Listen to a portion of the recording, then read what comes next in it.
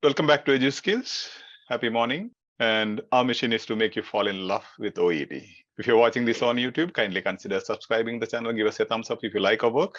Please share the video to your contacts so that we reach out to maximum number of OET aspirants who are struggling to crack OET, especially those who are financially struggling to crack OET.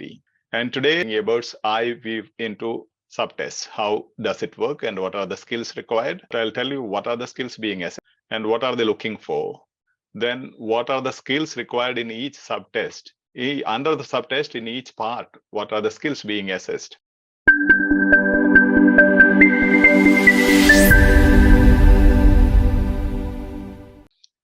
And coming to speaking, very beautiful, simple thing, warm-up questions. You have to role play cards, 3 minutes preparation, then 5 minutes conversation. This is it. Speaking subtest overview. Who is the interviewer? Interlocutor. The person is not an examiner. They are not grading your speaking. Only your audio will be given to the people who are assessing your speaking. So don't worry about anything of they can't see your face, whether you are smiling or not smiling, or none of your actions they can see while grading you. Interlocutor is just a hired person who is an English teacher. Most of them are just English teachers. They may not be medical professionals. They are just there to play a role with you, role play. Yes. Duration of the speaking test, 20 minutes approximately. Total procedure, warm-up not assessed, 2 role plays assessed. And preparation times, 3 minutes. How many role plays? 2. And duration of each role play, 5 minutes. As simple as that. The setting, usually hospital ward or hospital outpatients. And you have emergency department of your hospital, local pharmacy or chemist, radiography practice, home visit, suburban physiotherapy clinic, private practice or suburban clinic, community health center. These are or suburban dental clinic. Any of these can be the settings. And skills framework, as you know, it's linguistic skills and clinical communication skills. Okay, these are the 2 segments being assessed. Revised assessment criteria, linguistic criteria and communication criteria. And here you have under linguistic criteria, you have 4 criteria, sub-criteria, which I'll be explaining later, and you have 6 marks. So total 24 marks. Here you have 5 segment of criteria, each segment having 3 marks, which means 15 marks. Communication criteria, 1/3, and linguistic criteria scores 2/3. Equally important. All these segments are equally important. Here 5 segments, here 4 segments. So 9 segments.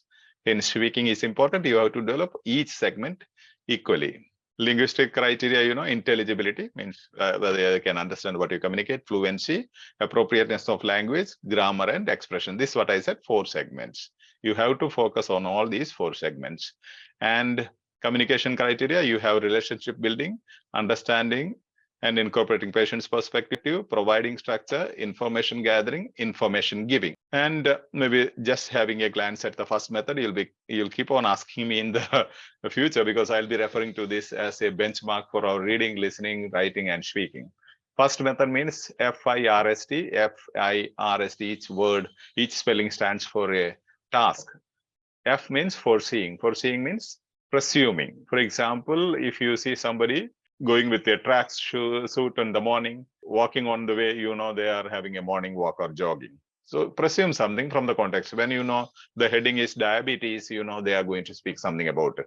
Or if, for example, management of diabetes is the heading. Now you foresee what will be there. Definitely there will be something about maybe exercise, something about diet, and something about medication, maybe about medication, oral medication, and insulin. So just foresee from your knowledge what you know. That will help you easily to skim and scan the text. The second step, I stands in the first method, I stands for investigation. Investigation means ask all the questions, WH questions, and one how to the topic. Okay, like who, what, when, where, how, which, all these. Rudyard Kipling says these are the 5 brothers and a sister whom you can take to your examination hall so that they can assist you. So ask all these questions to your topic given, whether it is reading or listening. And even in the listening, you have the topics and the booklet given where you have the questions and the headings or side headings given. So third step is reading. So you don't immediately jump into reading or listening. It's also equally applicable to everything: reading, writing, listening, speaking. But I have put here reading. So third step is reading.